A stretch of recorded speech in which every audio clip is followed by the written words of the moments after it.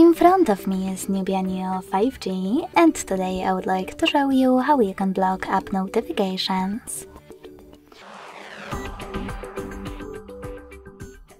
Begin by opening Settings and clicking on Notification and Status bar.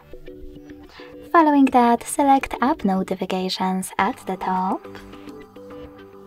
Click on All Apps at the top left corner and select the best option for you. In my case, Most Recent.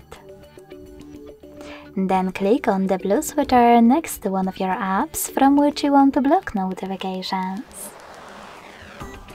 You can switch them back on by hitting the same now gray switcher. If you want to, you can also click on one of your apps available on the left and manage all notifications from here. Thanks so much for watching. If you enjoyed this video, leave a like, comment and subscribe. Bye!